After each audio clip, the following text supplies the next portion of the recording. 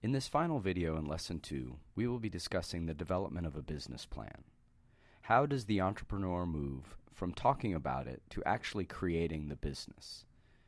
The answer is through the use of a business plan. This is the first real document that will be created, and it is a roadmap for the business for the next 1 to 5 years.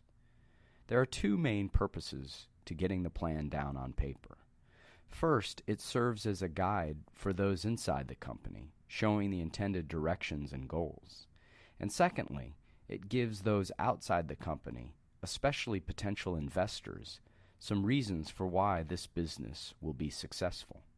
Business plans can vary widely in length, scope, and in which components are included. In this video, we will cover some of the most common key sections that are usually found in business plans. The first section, usually found at the front of the business plan, is called the executive summary. It is usually about 1 page, and it neatly encapsulates the main points of the entire plan. It is what someone might read to get an overview or summary if they don't have time to read the rest of the plan.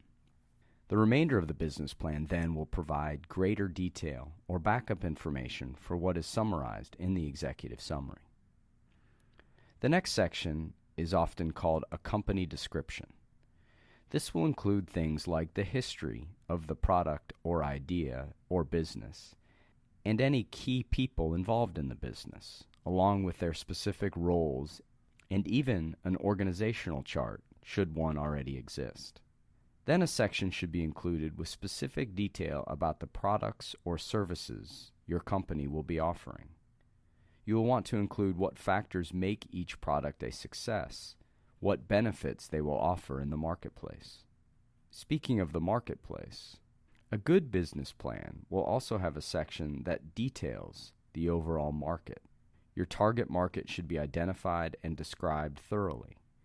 Give specific characteristics about the population you are reaching, and future predictions as to the size of the market and any trends that may be applicable. You may also mention key players or companies who are already in the market and whether any of them hold much market power. This then easily leads into a section about the competition in the marketplace. What other products or businesses like yours already exist? You would want to specify each competitor and break down the factors that give them advantages or disadvantages in the market. If you know their relative market shares, you will want to include those. You can also demonstrate here the competitive advantages that your products have relative to what is already being offered, and even predictions for how much market share you intend to grab. The next section will cover your marketing plan. This will address what is called the 4 P's of marketing: product, placement, pricing, and promotion. Because this can include a lot of detail, this section is often the longest and most significant part of the business plan. You will want to state clearly where and how you will sell your product, what pricing scheme you will use, and what avenues or media you will use to communicate with your customers in order to promote your product. This may sound overwhelming, but don't worry. More information on how to make all these decisions will be given in Lesson 3. The next section you may include in the business plan is one on operations management.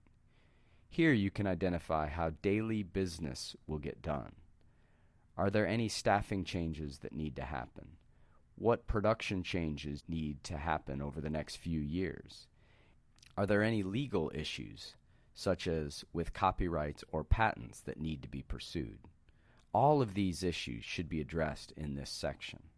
Finally, one of the last and very important sections in any good business plan will be the one that deals with finances. Looking out over the next few years, good financial projections should be made. What income do you expect? What profit margins? What expenses will you have? Will you have any cash flow issues?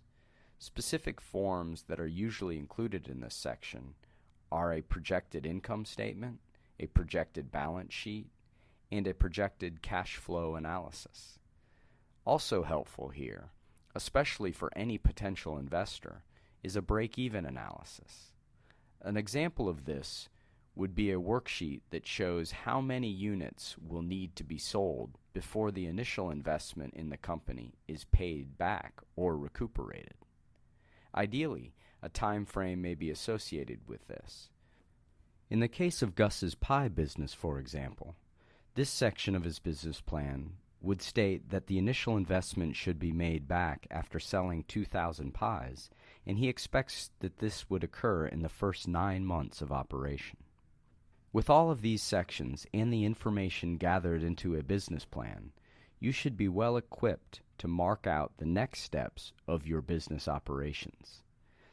The business plan can now be used to serve as a map or guide for you inside the company, and also as a signal to potential investors that you are ready to start up your business.